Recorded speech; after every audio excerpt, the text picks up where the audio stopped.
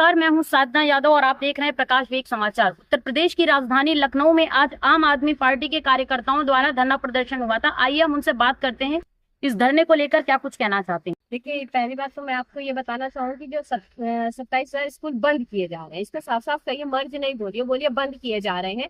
और मर्ज के पीछे छिपाइए मत इसको, तो बोलिए कि बंद किए जा रहे हैं। उसको लेकर आम आदमी पार्टी आज सड़कों पर थी। आप देख सकते हैं कि हमारे साथ ही दिनेश पटेल जी हैं, महासचिव जी हैं। उन इस तरह से पैरों से चोट लगाई गई है कि पैर से पुलिस वालों ने मारा है, पैर उनका फटा हुआ है, मेरी सुनती हाथ पे चोट लगी हुई है लगातार। ये हमारे बहुत से साथी हैं जिनके कपड़े फटे हुए हैं और यही मांग है कि स्कूलों को बंद न किया जाए, मधुशाला नहीं, हमें पाठशाला चाहिए, हमारी यही तो मांग है। उत्तर प्रदेश में 27,000 से ज्यादा नए मधुशाला और ठेकों का काम इस सरकार ने किया, आबकारी विभाग ने किया। जो मापदंड है कि जो विद्यालय उनके पास वो मधुशाला यानी ठेके की दुकान नहीं होना चाहिए। उत्तर प्रदेश की राजधानी लखनऊ में पत्रकार चौराहे के पास एक टीडी गर्ल्स इंटर कॉलेज है, उससे मात्र 20 मीटर की दूरी पर एक ठेका खुला हुआ है। सरकारी ठेका है, वो अंग्रेजी और देसी दोनों का। यानी आबकारी विभाग का प्रथम प्राथमिकता है कैसे वो अपनी टैक्स की पूंजी इकट्ठा करे।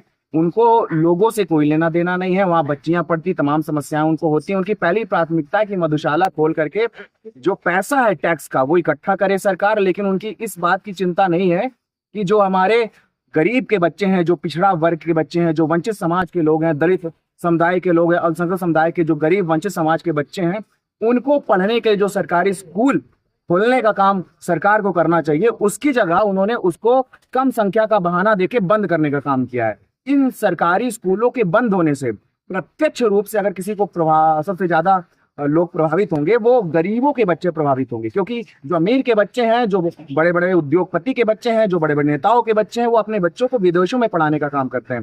तो हमारी मांग है इस प्रदर्शन के माध्यम से कि जो गरीब का बच्चा है, जो वंचित समाज का बच्चा है, उसको पढ़ने के लिए मौका ये सरकार दे, ना कि स्कूलों को बंद करके उनको शिक्षा से वंचित किया जाए।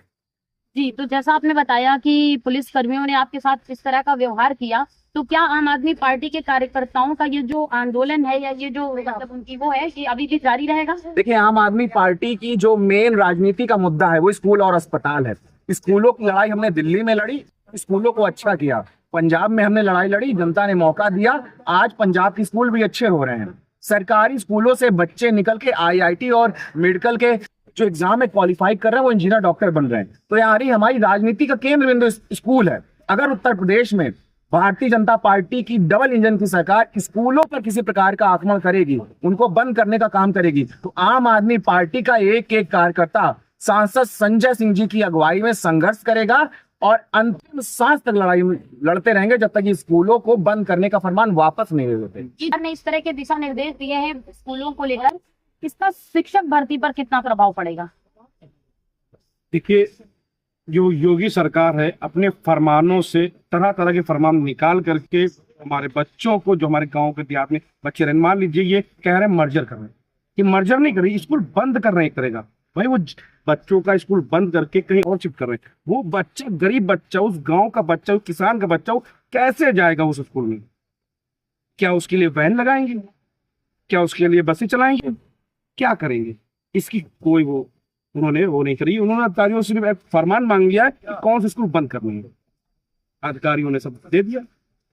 अब अधिकारियों ने दे दिया, वो बंद करने पे पूरे सूची जारी कर दी उन्होंने।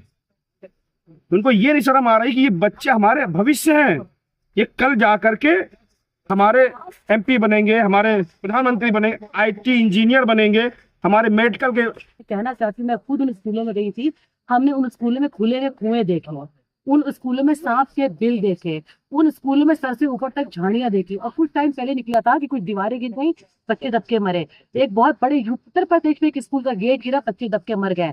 स्कूल में पानी, बिजली, करंट आके बच्चे दबके मर गए।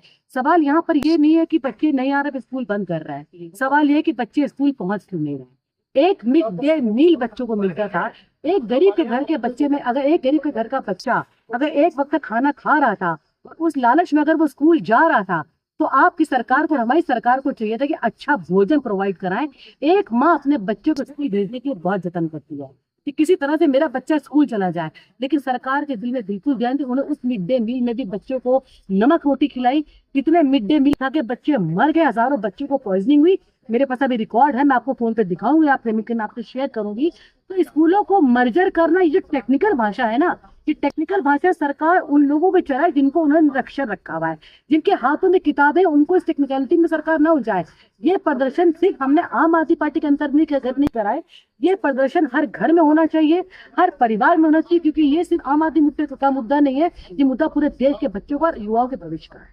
जिस तरीके से दिल्ली में प्राइवेट स्कूलों से लोगों ने अपने बच्चों को निकाल करके दिल्ली के सरकारी स्कूलों में डाला, यहाँ भी कुछ अरविंद केजरीवाल के शिक्षा का जो उनका मॉडल है उससे सीख लेते हुए अगर यहाँ के गवर्नमेंट स्कूलों को भी अच्छा करने का प्रयास करेंगे तो शायद इस देश का बच्चा उनको कुछ, उनका क्या कहेगा, बहुत बहुत धन्यवाद कहेंगे। बच्चे क्यों नहीं है? अगर मैं अपने बच्चे को अच्छी शिक्षा देना चाहूंगा तो मैं चाहूंगा कि कम पैसे में अच्छा स्कूल, अगर सरकारी स्कूल में भी, गवर्नमेंट स्कूल में भी प्राइवेट स्कूल जैसी सुविधाएं होंगी तो कौन बेवकूफ ही अपने बच्चे को गवर्नमेंट स्कूल में नहीं भेजना चाहेगा। दिल्ली में अरविंद केजरीवाल जी की गवर्नमेंट ने किया, लेकिन यहाँ उत्तर प्रदेश में क्या काम होता है कि सरकारी स्कूलों को बंद करके प्राइवेटाइजेशन करते जाइए। RLB हो, CMS हो, ढेरों ऐसे एग्जाम्पल हैं जहां पर भीड़ बढ़ती है। क्यों बढ़ती है? एजुकेशन स्तर, अगर आप सरकारी स्कूल में इंग्लिश मीडियम करिए, बेंचेस अच्छी दीजिए, एजुकेशन का एटमॉस्फेयर दीजिए, तो कौन बेवकूफ है जो सरकारी स्कूल में अपने बच्चों को नहीं भेजेगा? हर व्यक्ति चाहता है, हर परिवार चाहता है कि मेरा बच्चा अच्छे स्कूल में पढ़े। जब वहां पर सुविधाएं नहीं होंगी तो कोई नहीं भेजना चाहेगा। इसलिए सरकार चाहती है कि स्कूलों को बंद कर दें। जो पैसा आता है खा जाते हैं, और जो वहाँ टीचर हैं ऑलरेडी, जो वहाँ टीचर्स हैं वो कहाँ जाएंगे? बेरोजगारी बढ़ेगी, बेरोजगारी बढ़कर फिर उन्हीं के पीछे बच्चे वहाँ के झंडा लेके घूमेंगे, कहेंगे हर हर मोदी, घर घर मोदी। कुल मिला करके इस देश का युवा पढ़ने न पाए। तो जैसा कि आपने देखा कि हमारे साथ आम आदमी पार्टी के कार्यकर्ता थे, जिन्होंने ये जो योगी सरकार द्वारा प्राथमिक विद्यालयों को विलय की बात की गई है, दिशा निर्देश दिए गए हैं, उससे कहीं ना कहीं आम आदमी पार्टी के कार्यकर्ता बहुत आक्रोशित दिखाई दे रहे हैं। अब देखते हैं कि इनके इस धरने का यूपी सरकार पर क्या प्रभाव पड़ता है, क्या कुछ नए परिवर्तन करती है अपने दिशा निर्देशों में। जानने के लिए देखते रहे प्रकाश वेग समाचार।